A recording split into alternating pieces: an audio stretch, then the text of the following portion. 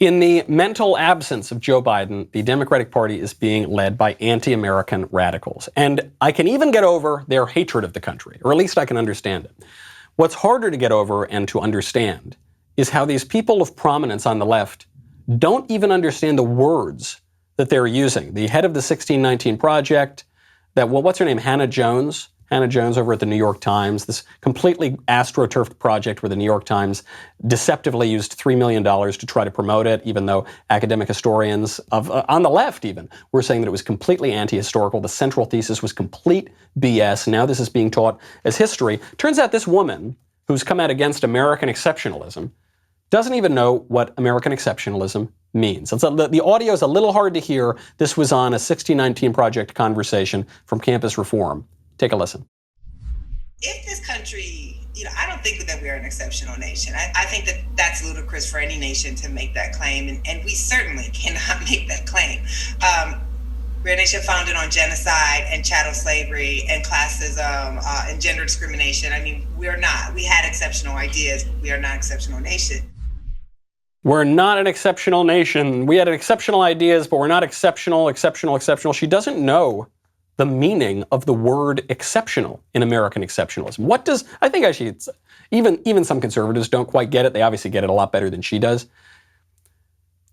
The idea that America is an exceptional nation is not merely a boast. It is not saying America's just a super duper greatest nation ever. That's not all it's saying.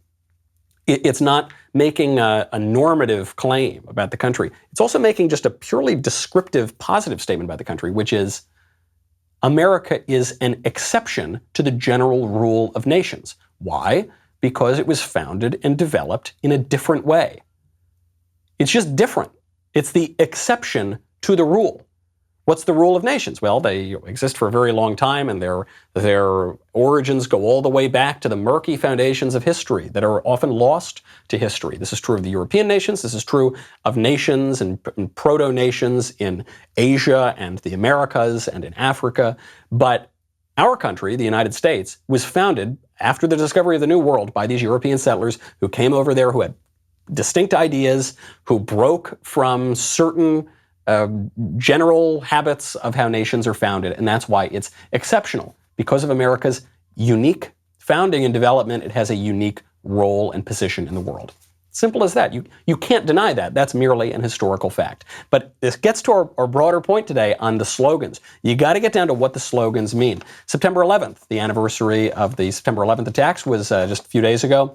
Top trend on Twitter that day was hashtag never forget. The second top trend was hashtag all buildings matter.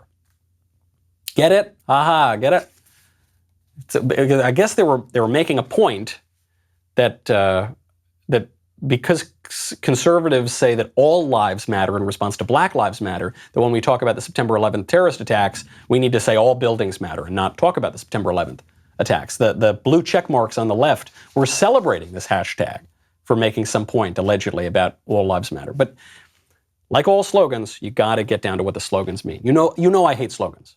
I hate slogans because I hate ideology. Because slogans, like ideology, can never comprise and sum up the totality of the human experience. So you got to get into what does it mean? Well, what does never forget mean? Never forget means that the September 11th terrorist attacks were horrific. They were traumatic. They changed, in some ways, American policy. They showed us our vulnerabilities that we thought we didn't have, or we had at least forgotten that we had since at least 1941, and really even before that. Because Pearl Harbor was not in the continental United States, 9/11 was. Pearl Harbor targeted soldiers and sailors, and 9/11 targeted civilians. So it changed things, changed the nature of war. That's what it means. What does all buildings matter mean? Well, what people who say that really mean is, yeah, don't worry about 9/11. It wasn't that big a deal. It's just like other attacks. Black Lives Matter, what does that mean? It doesn't just mean Black Lives Matter. What it means is that America is systemically oppressive and unjust against Black people, that there's a scourge of cops in this country who are racist, hunting down innocent Black men who, like LeBron James says, can't even leave their home without being hunted down. That's just not true. That's just demonstrably false. You can look at any of the facts of that situation. You see that is simply not happening. And then all lives matter. What does all lives matter mean? All life is sacred. It kind of gets back to the equality principle from the Declaration. that we hold these truths to be self-evident, that all men are created equal and endowed with certain unalienable rights by their creator, which is true very much in the American tradition. Those things mean different things. So what do we like? Well, yeah, I like all lives matter. I don't like Black Lives Matter. Don't like all buildings matter. I do like never forget. There's nothing hypocritical about saying that. You gotta go beyond the headline. Sometimes the left will say, well, you say you're pro-life, but you don't want a bunch of stupid welfare programs. So you're not really pro-life. Well, okay, well, what do we mean by pro-life? I don't think you should be able to kill babies in the womb. That's what I'm really saying when I say I'm pro-life. So you say you're pro-life, but you're for the death penalty? Yes, I think we should be able to execute rapists and murderers, and it's perfectly legitimate for the state to have that power, as it always has. And also, we shouldn't kill innocent babies in the womb. Yep, that's what I'm saying. Nothing hypocritical about that. You just have to go beyond the slogan, okay? Same goes for free speech, as we were talking about. What does free speech mean? Does it mean you can always just say anything that you want? No, it's never meant that anywhere, including and especially in the United States, for all those examples we listed earlier. And we know that the left's most effective tool is language.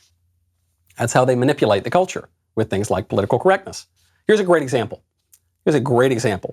A group of black families just bought 97 acres for a safe haven in eastern Georgia. 19 black families pooled their resources. They purchased 97 acres of land in eastern Georgia as a safe space for black families.